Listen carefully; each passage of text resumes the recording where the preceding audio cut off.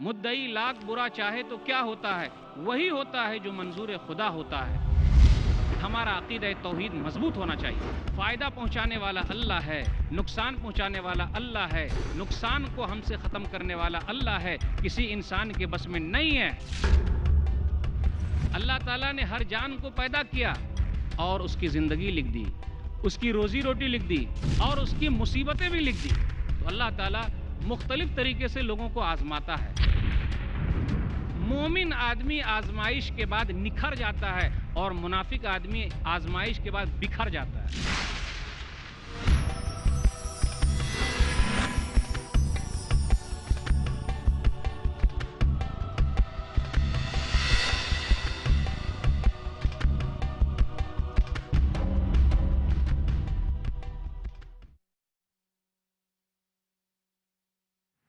مولانا محترم کے لیے کئی سوالات آئے ہیں۔ ایک اویس صاحب ہیں، پیشے سے انجینئر ہیں، ان کا سوال یہ ہے کہ بدشگونی سے کیسے بچا جائے، وضاحت کیجیے۔ بھائی صاحب نے اچھا سوال کیا ہے کہ بدشگونی سے کیسے بچا جائے، یعنی ہمارے اندر جو نحوست آ جاتی ہے، پاپ آ جاتا ہے، کسی کے تعلق سے ہم ذرا اپنے دل میں کچھ رکھ لیتے ہیں کہ اس کی وجہ سے نقصان ہوا، اگر ایسا کر لیا ہوتا تو ایسا کیوں ہو گیا، کیسے بچنا چاہیے؟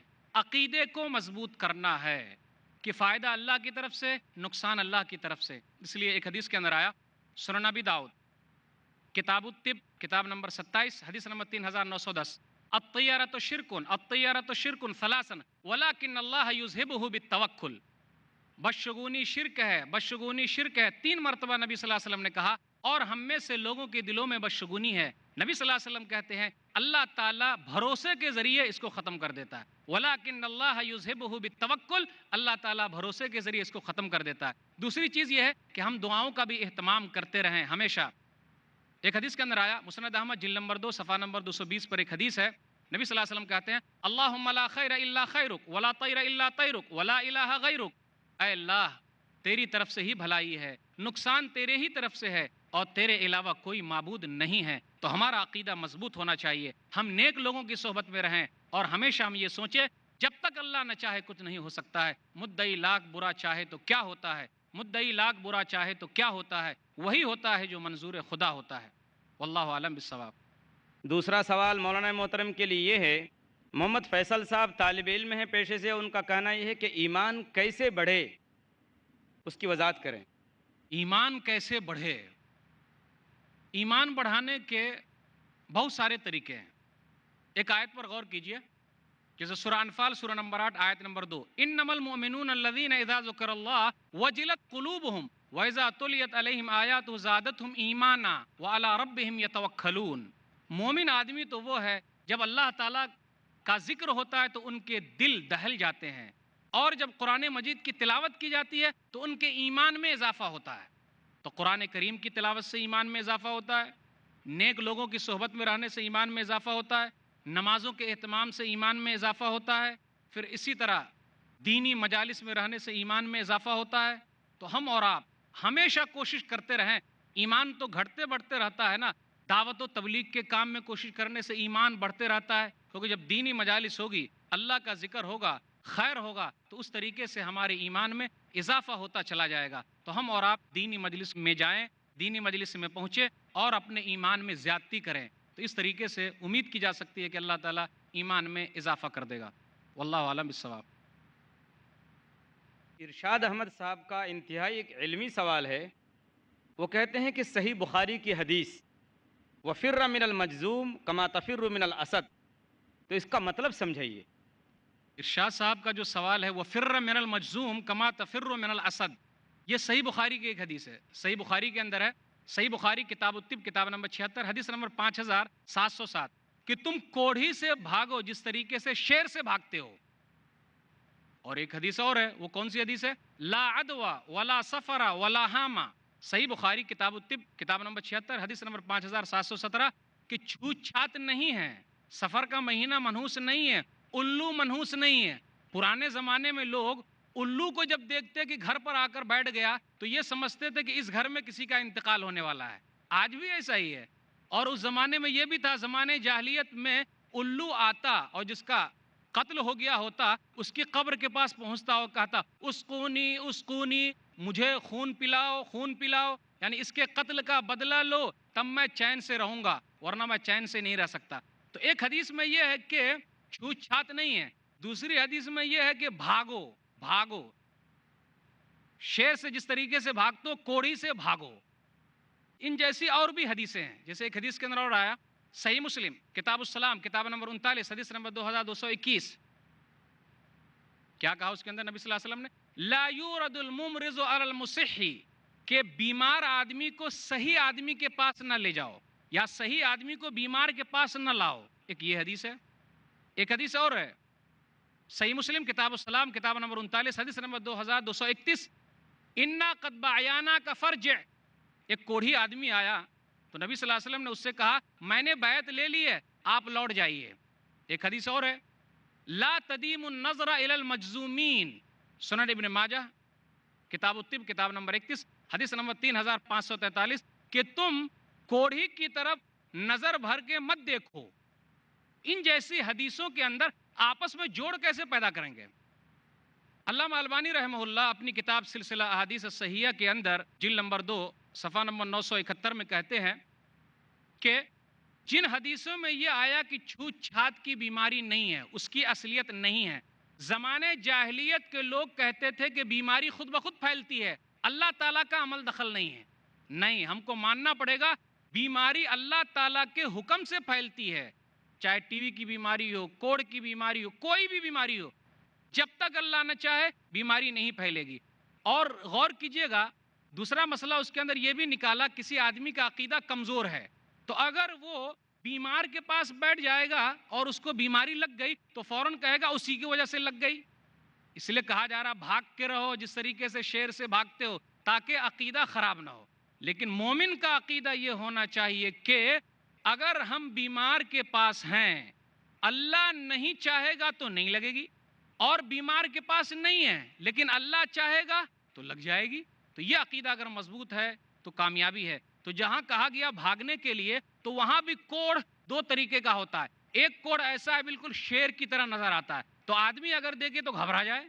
تو جس کے دل میں گھبراہٹ ہے کہ اگر میں اس کے پاس رہوں گا تو مجھ کو بھی کوڑ ہو جائے گا, تو اس آدمی کو چاہیے کہ اپنے ایمان کو بچانے کے لیے پیچھے ہٹ جائے اور ایسے لوگوں کے ساتھ میں نہ رہے, بلکہ اپنی تقدیر پر بھروسہ کرے. اللہ لکھے رہے گا تو ہو جائے گا, اللہ نہیں چاہے گا تو نہیں ہوگا. واللہ عالم بالصواب. سلیم انصاری پیشے سے بزنس مین ہے, ان کا سوال یہ ہے کہ نظر لگنا کیسا ہے؟ کیا نیک لوگوں کی بھی نظر لگتی ہے؟ ہاں, نظر لگنا تو حق ہے, یہاں تک کہ ماں باپ کی نظر بھی بچوں کو لگ جاتی ہے, نظر لگتی ہے, نظر لگنا حق ہے. صحیح بخاری کی حدیث بھی ہے, صحیح بخاری کتاب الطب کتاب نمبر 76 باب العین حق, کہ العین حق, نظر لگنا حق ہے. تو جب نظر لگ جائے تو اس کو کیا کرنا چاہیے؟ صحیح حدیث کے اندر آیا, جیسے موطا کے اندر مشکات کے اندر, کہ اس آدمی سے کہا جائے کہ وہ اپنا ہاتھ دھوئے, وہ غسل کرے, اور اس کے پانی کو آدمی کے سر پر یا جسم پر مارا جائے جس پر نظر لگی ہے. نظر سے بچنے کا طریقہ یہ ہے کہ جب کوئی چیز ہم کو اچھی لگے تو ہم کہیں ماشاء اللہ, بارک اللہ, اللہ برکت دے, جو اللہ چاہے, لا حول ولا قوت الا باللہ, یہ پڑھا کریں. پھر اسی طرح نظر بد سے بچنے کے لیے ہمیشہ پڑھتے رہیں قل اعوذ برب الفلق, قل اعوذ برب الناس, یہ پڑھتے رہیں. ایک آیت پر غور کیجئے, سورہ یوسف سورہ نمبر 12 آیت نمبر 67, وقال یا بنی لا تدخلوا من باب واحد وادخلوا من ابواب متفرقہ وما اغنی عنکم من اللہ من شیء ان الحکم الا للہ علیہ توکلت وعلیہ فلیتوکل المتوکلون. کہ یعقوب علیہ السلام اپنے بیٹوں کو بھیجتے, 10 بیٹے ہیں, وہ لگا کے 11 ہو جائیں گے. یوسف علیہ السلام کو بیٹے کو بھیجتے, تمام بیٹوں سے کہتے بیٹا ایک ہی دروازے سے داخل مت ہونا ورنہ لوگ دیکھیں گے اتنے لمبے تڑنگے سب ایک ہی بھائی ہیں, نظر لگ سکتی ہے. لیکن پھر اسی کے اندر کہتے ہیں جو اللہ چاہے, فیصلہ اللہ تعالیٰ کا, تو نظر بھی لگے گی جب اللہ چاہے گا, اللہ نہیں چاہے گا تو نظر نہیں لگے گی. تو ہمیں اور آپ کو یہ چاہیے کہ جب کوئی چیز اچھی لگے تو کہیں ماشاء اللہ, بارک اللہ, لا حول ولا قوت الا باللہ. تو اس طریقے سے امید کی جا سکتی ہے کہ نظر نہیں لگے گی. واللہ عالم بالصواب. سہیل اختر بارہ بنکی سے ان کا تعلق ہے, ان کا سوال یہ ہے, وہ سلام کے بعد عرض کرتے ہیں کہ کچھ جگہ پر جب عورت حیض یا نفاس کی حالت میں ہو تو لوگ اس سے کنارہ کش ہو جاتے ہیں، اس کے ہاتھ کا پکا ہوا کھانا اس کے پاس بیٹھنا گوارا نہیں کرتے، اس کا شوہر اس کو نہیں چھوتا، اس سے بالکل الگ تھلگ تنہا رہتا ہے۔ ذرا سمجھائیے۔ بھائی نے سوال کیا، یہ تو یہود و نصارہ کے اندر تھا کہ جب عورت اس کی حیض سے ہو جاتی، ناپاک تھی، تو اس کے ساتھ نہیں ملتے تھے، ان کے ساتھ نہیں بیٹھتے تھے۔ اسلام کے اندر یہ تمام چیزیں غلط ہے، صحیح نہیں ہے، بلکہ یہ کرنا ہے، ان کے ساتھ رہنا ہے، ان کے ہاتھ کا پکا ہوا کھانا ہے، لیکن ان کے ساتھ ہم بستر نہیں ہونا ہے۔ وَيَسْأَلُونَكَ عَنِ الْمَحِيضِ قُلْ هُوَ أَذًى فَاعْتَزِلُوا النِّسَاءَ فِي الْمَحِيضِ فَلَا تَقْرَبُوهُنَّ۔ پھر کہا گیا کہ لوگ آپ سے حیض کے بارے میں پوچھتے ہیں، آپ کہہ دیجئے یہ گندگی ہے تو ذرا دور رہو، الگ تھلگ رہو، لیکن جب وہ پاک و صاف ہو جائے تو قریب ہو جاؤ، ان سے مل سکتے ہو۔ تو سب کچھ کر سکتے لیکن اس سے جمع نہیں کر سکتے، ہم بستر نہیں ہو سکتے، ان کا ہاتھ کا پکایا ہوا کھا سکتے ہیں، ان کے ساتھ رہ سکتے ہیں۔ یہ تو ان کے لیے اللہ تعالیٰ کی طرف سے ہے، تو اللہ تعالیٰ نے اس کے بدلے ان کے لیے درجات بھی رکھے ہیں۔ اگر وہ صبر کرتی ہے تو اللہ تعالیٰ ان کے درجات کو بھی بڑھاتا ہے۔ بہت ساری جگہوں پر ان کے لیے نماز یہ ہو جاتی ہے، پھر روزے بھی ان کے لیے مسائل پیدا کرتے ہیں، تو اللہ تعالیٰ اس کو بدلہ دیتا ہے۔ تو پتہ یہ چلا کہ اسلام کے اندر یہ تمام چیزیں نہیں ہیں، لوگوں کو اس سے بچنا چاہیے۔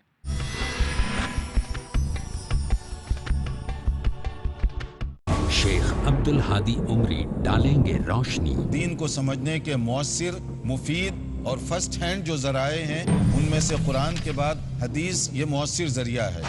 باتیں اللہ کے رسول صلی اللہ علیہ وسلم کی۔ نبی کریم صلی اللہ علیہ وسلم نے صفائی، پاکیزگی کا جو تصور پیش کیا، آج پوری دنیا جو تصور پیش کر رہی اس سے بہت آگے کا تصور ہے۔ کامیابی اور اصول کی۔ جب حدیث میں ایک چیز کلیئر ہو گئی، فل اسٹاپ، آپ کو کسی کی کوئی اوپینین کی اب ضرورت نہیں ہے، کیونکہ نبی نے جو فرما دیا وہ حرف آخر۔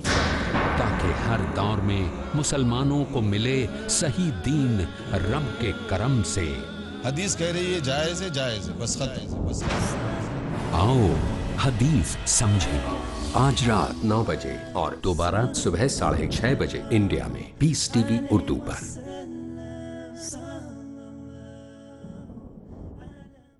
جھوٹ کا اندھیرا کتنا ہی گہرا کیوں نہ ہو، سچائی کی ایک کرن سے مٹا دینے کے لیے کافی ہے۔ ہر پہلو، ہر نظریہ، ہر نقطہ سچ کا، ہر دم، ہر پل، ہر لمحہ سچ کو پیش کرنے کی جستجو۔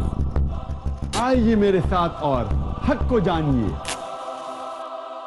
عالم انسانیت کے لیے سچائی کی روشنی۔ ڈاکٹر ذاکر نائک پیش کریں گے اظہار حق، ہر پیر سے سنیچر رات 10 بجے اور دوبارہ صبح 8:30 بجے انڈیا میں پیس ٹی وی اردو پر۔ ذہانت سے بھری سوچ و فکر، جہیز کا مطالبہ اسلامی نقطہ نظر سے کہاں تک صحیح ہے؟ عالم عرب اور عالم اسلام اس سے ناشنا ہے۔ شادی جو ہے سادی ہے، اسے سادی رہنے دینی چاہیے، کم خرچ میں بلا اسراف کے ہونی چاہیے، اس سے ہماری معاشرت کمزور ہوتی ہے۔ دانش مندی سے بھری تعلیمات، یتیم خانے، دینی مدارس اور طلب پہلو ہے، یتیموں کی کفالت کی جائے، پاکیزگی سے بھری گفتگو، ہر آدمی، ہر قبیلے کا، ہر خاندان کا اپنے یتیموں کو سنبھالنے کی ذمہ داری لے۔ مسلمانوں کے ہاں مال کی کمی نہیں ہے، لوگوں کو چاہیے کہ مدد کریں۔ کوئی بھی آدمی مجبور ہے تو اس کی مدد کرنا تو مسلمان کی ذمہ داری۔ رہیے عالموں کی صحبت میں تاکہ زندگی کا لمحہ لمحہ ہو خوشنما۔ مجلس علماء آج شام 5:30 بجے اور دوبارہ صبح 5:30 بجے انڈیا میں پیس ٹی وی اردو پر۔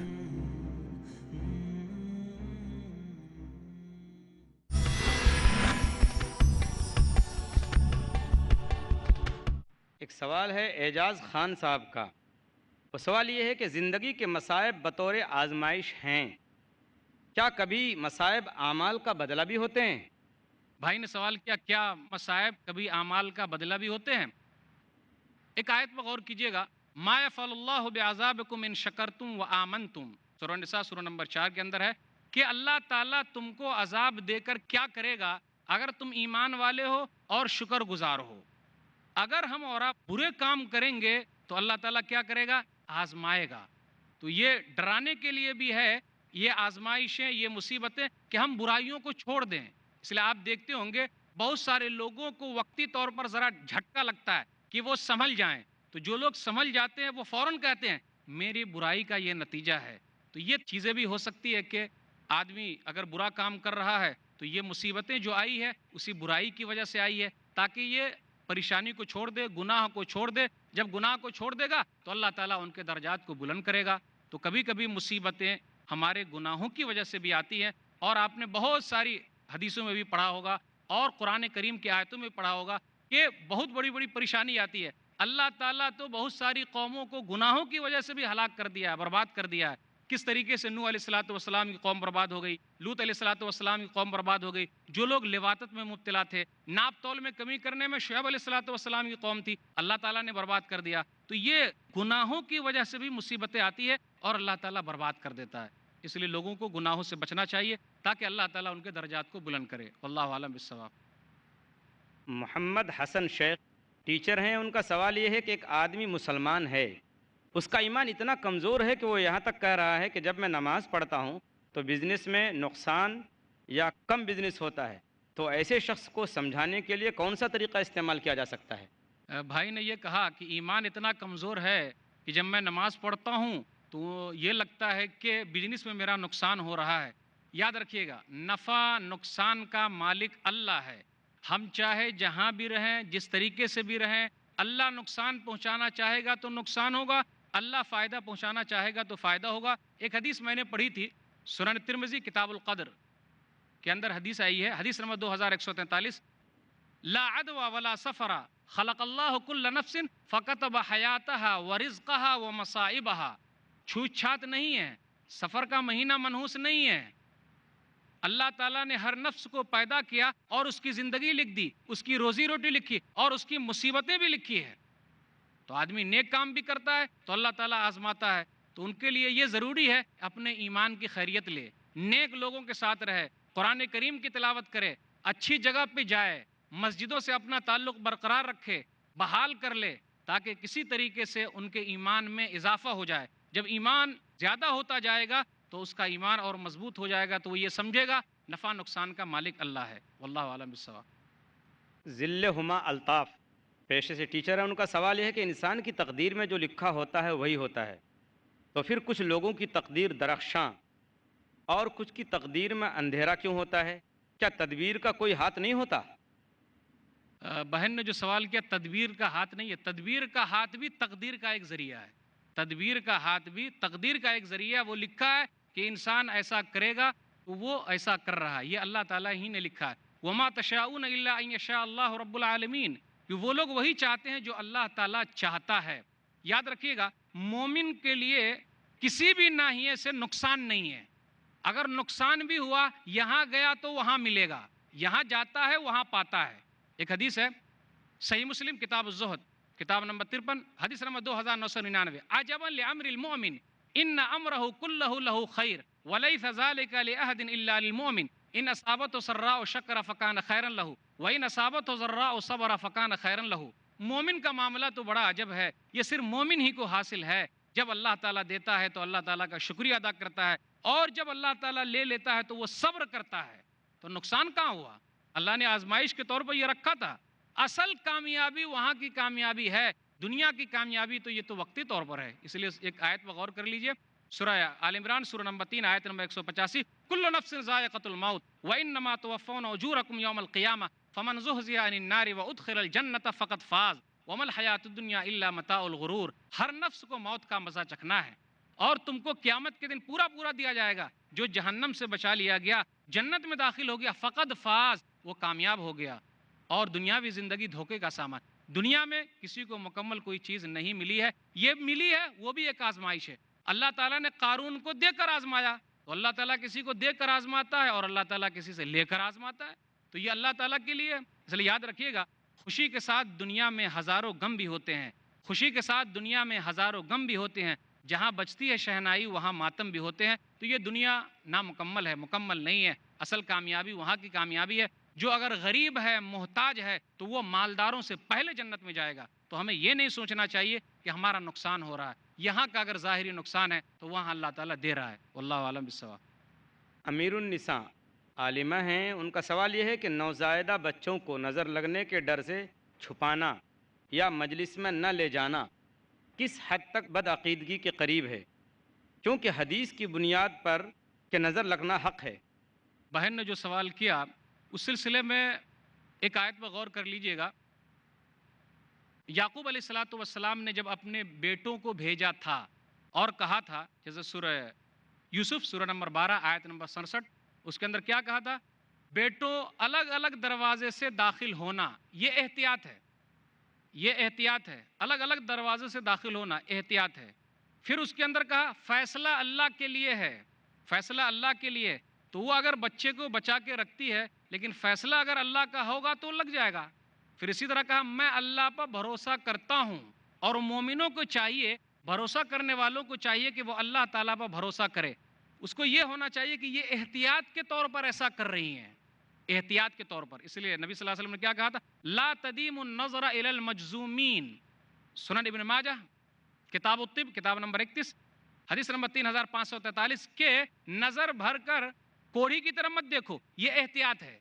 اگر یہ لگتا ہے کہ وہاں بچا کے رکھیں گے تو لوگوں سے بچا رہے گا، احتیاط۔ لیکن یہ عقیدہ ہونا چاہیے دل کے اندر کہ اللہ اگر چاہے گا تو وہاں بھی لگ سکتا ہے، اپنی بھی نظر لگ سکتی ہے اور ماں باپ کی بھی نظر لگتی ہے۔ تو ہر چیز میں عمل دخل، چاہے فائدہ ہو نقصان ہو، صرف اللہ کا ہے، کسی انسان کا نہیں ہے۔ تو یہ عقیدہ ہے تو وہ احتیاط کے طور پر مانا جائے گا۔ واللہ اعلم بالصواب۔ محمد انس ابن فیضان احمد درجہ سوم کے طالب علم ہیں۔ ان کا کہنا یہ ہے کہ جب لوگوں سے کہا جاتا ہے کہ نماز پڑھو، روزہ رکھو، زکوٰۃ دو وغیرہ وغیرہ، ورنہ اللہ تعالیٰ پکڑ کرے گا اور سزا دے گا، تو وہ کہتے ہیں کہ اللہ غفور الرحیم ہے، وہ اپنے بندے کو معاف کر دے گا۔ اس کا کیا مطلب کہ اللہ غفور الرحیم ہے، اب جو چاہیں کریں؟ ایسا نہیں ہے، اللہ انصاف کرنے والا بھی ہے، اللہ پکڑنے والا بھی ہے۔ یہ تو غلط فہمی کے شکار ہیں لوگ، شیطان نے ان کو بہلایا ہے، فسلایا ہے۔ آیتوں پر غور کیجئے، جیسا کہ ایک آیت ہے سورہ ہجر سورہ نمبر 15 آیت نمبر 49 اور آیت نمبر 50، نبئ عبادی انی انا الغفور الرحیم وان عذابی هو العذاب العلیم، میرے بندوں کو بتلا دیجئے کہ میں بخشنے والا ہوں، رحم کرنے والا ہوں، لیکن میری پکڑ بھی بہت سخت ہے۔ تو ایسا کیا ہوا؟ ہم کو اپنے لائق کی چیز یاد رہی، اللہ بخشنے والا ہے، ہاں اللہ بخشنے والا بے شک، اللہ رحم کرنے والا بے شک، لیکن اللہ پکڑنے والا بھی ہے۔ تو کیا آپ ایک صحابی کے بارے میں یہ بتا سکتے کہ اس امید پر ایک وقت کی نماز چھوڑی ہو کہ اللہ بخشنے والا ہے، رحم کرنے والا؟ کیا ان کو نہیں معلوم تھا اللہ بخشنے والا، رحم کرنے والا ہے؟ اللہ بخشنے والا کن کو بخشنے والا ہے؟ سورہ طٰہٰ سورہ نمبر 20 آیت نمبر 82، وَإِنِّي لَغَفَّارٌ لِّمَن تَابَ وَآمَنَ وَعَمِلَ صَالِحًا ثُمَّ اهْتَدَىٰ، بے شک میں بخشنے والا ہوں جس نے توبہ کی، جو ایمان لے آئے، جنہوں نے نیک اعمال کیے اور جو سیدھے رہے، اللہ بخشنے والا۔ ان اللہ لا یظلم مثقال ذرہ، سورہ نساء سورہ نمبر 4 آیت نمبر 40، اللہ ذرہ برابر کسی پر ظلم نہیں کرے گا۔ جس نے نیکی کی اللہ نے اس کو بھی معاف کر دیا، جس نے نیکی نہیں کی اللہ نے اس کو بھی کہا جا تیرے لیے بھی وہی ہے۔